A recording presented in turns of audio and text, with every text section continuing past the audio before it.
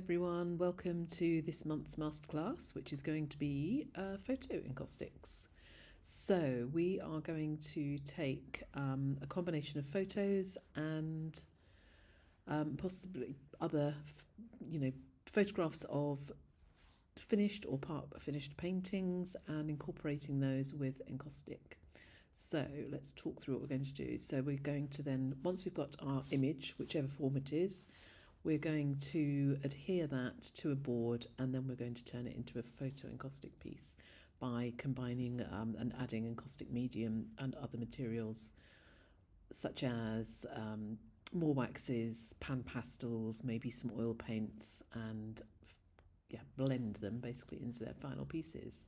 So what you're going to need this month is you're going to need some photographs or some images. We're going to print them onto, I'm going to use a combination in the projects, and I'm going to show you where I've used images that I've printed from home and also professionally printed papers as well, and just show you the differences and the pros and cons and fors and againsts of that. So we'll get into that further in the videos. We're going to need some wooden board supports, and again I've got different examples, so if you watch the videos through I'll explain more as we go on. We want some PVA glue. We're going to need some heavy books or some weights, so that once we've glued and adhered our image onto our wooden support, we need to leave it sort of set overnight at least, and just make sure it gets a really good bonding. We're going to make sure that our image is slightly bigger than the wooden support, so we will need a sharp blade and a cutting surface to get those edges nice and crisp and in line with the wooden support underneath. And then all our usual things, so encaustic medium, waxes and pigments, heat source, natural head brushes, etc, etc. So this we are going to refer back to the Art and Magic of Encaustic in. So what we're going to cover, so as I say, we're going to start by adhering our image to our support. We've got to make sure we don't allow that PVA glue to touch the surface, but I am going to cover a few things that you can do if that happens. So there are a couple of workarounds that I can help you with. And then say make sure it's really fully dried, trim the image, and then we're going to start adding our layers of wax and medium. So if you haven't, or if you need a reminder, refer back to the core content inside the Art and Magic of Encaustic online course. And that's going to share all the different ways that you can use to add your colour and to your waxes. But if you don't have that, then you can refer. I've got a free colourful collages online course, which will also show you how you can at least fuse and build a few layers. So that will give you a good starting point. But I think most people in here have got the Art and Magic of Encaustic online course.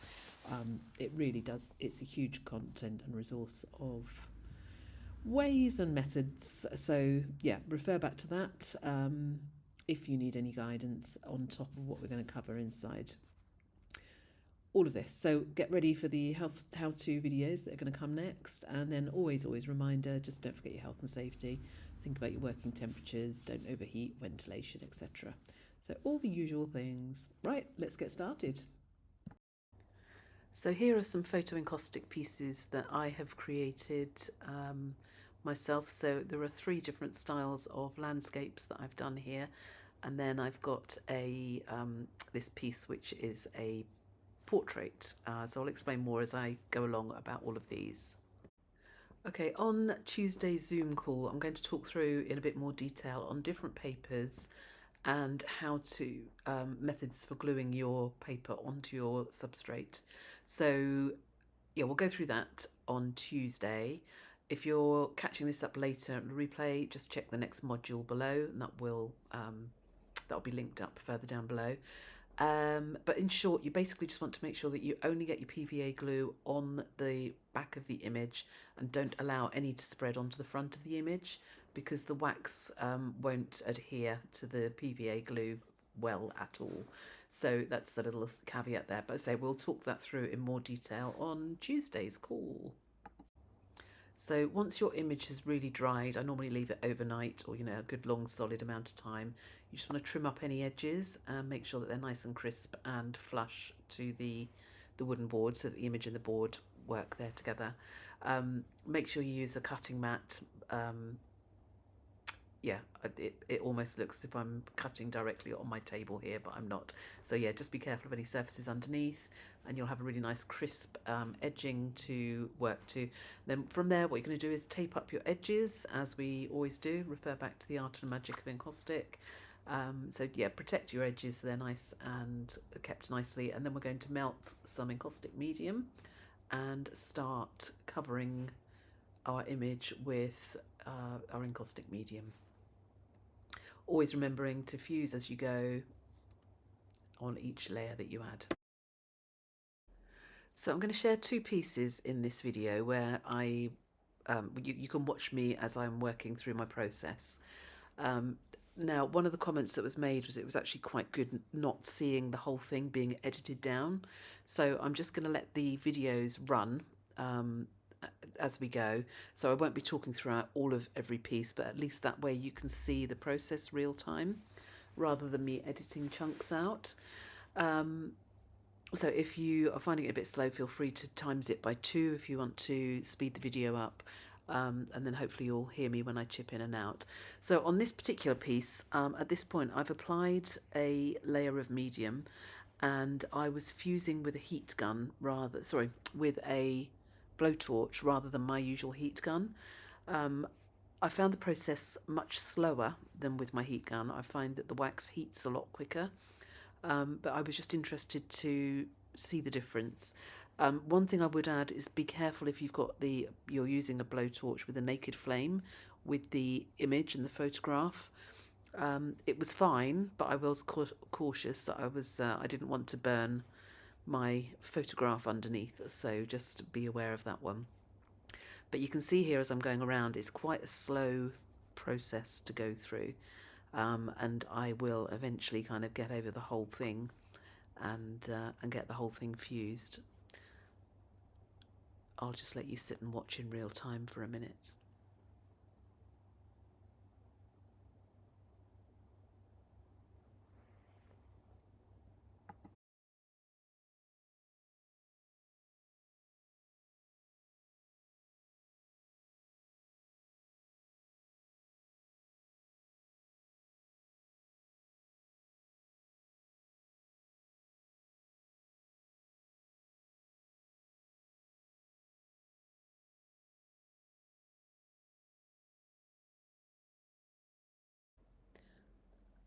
Once the wax was warmed, it was fusing a lot quicker. You can see it's glistening in a much quicker way, but this was the point that I could smell the singeing of my image underneath, so just be aware.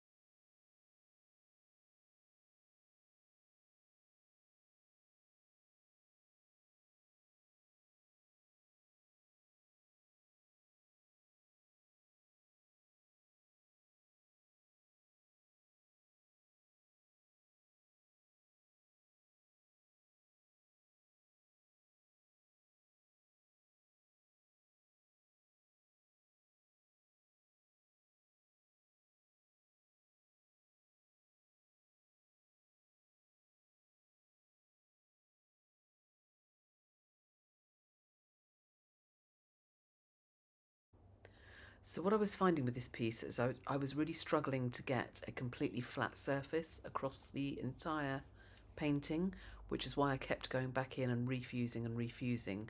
I felt that I had enough encaustic medium on there, but what I was finding is that some areas were much higher. The way the wax was cooling, it was cooling in it was higher and more raised in some areas than it was in others, and you can see now as it's solidifying and the wax is then continues to move. Um, yeah, I had quite a long battle. You would expect it to be just a brush or two of wax, and it would all do as it was told, particularly with there being no additional colour in there. But no, it definitely had other ideas. So what I then went on to do was I have got this beautiful tool that I picked up from the Encaustic conference when I was out there. Um, People have asked me where you can buy them from. I haven't. That's the only place I managed to find one.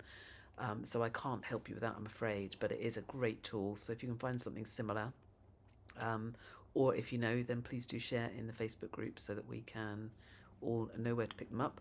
So what I ended up doing was I was scraping off the raised areas to bring it back to a flat surface, and then so those pieces of wax medium go back in the pot to be remelted, and then I added another layer of medium on as well to try and even out some of the the high and the low spots. So this is obviously more of a speeded up version, um, but even then I was still. You can see that the wax is taken up quite a lot, so different inks in different places I think make a difference possibly, but there were certain areas that needed quite a lot of additional wax medium on to bring them up to get them to the same level. So the point I'm trying to make is don't panic if you don't get there straight away. Sometimes they just take a little bit of coercing, shall we say.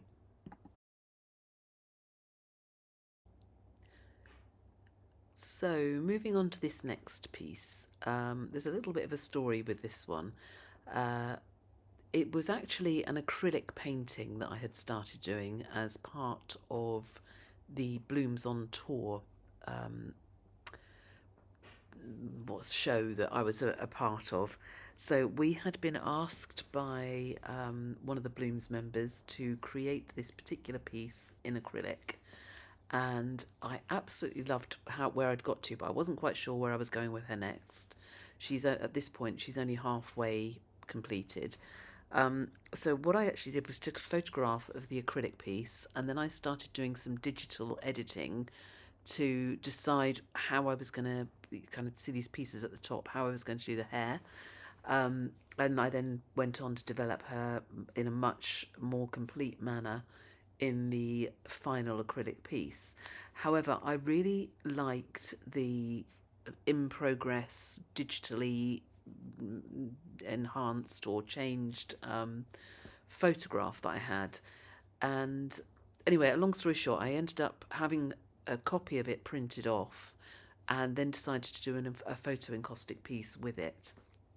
So, yeah, obviously adhered to the wooden base, and my goodness, she took, I would say, 6, maybe 7 layers of encaustic medium before it was a different paper, which again we'll come back to on our next Zoom call, but you'll see as we're kind of going through, you can see where the wax has literally just been absorbed straight into the paper that I was using.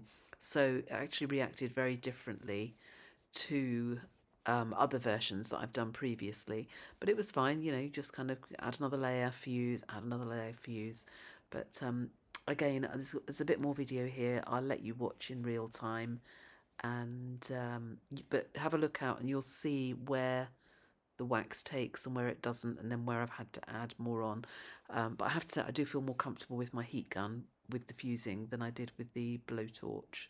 But anyway, I will let you watch and observe.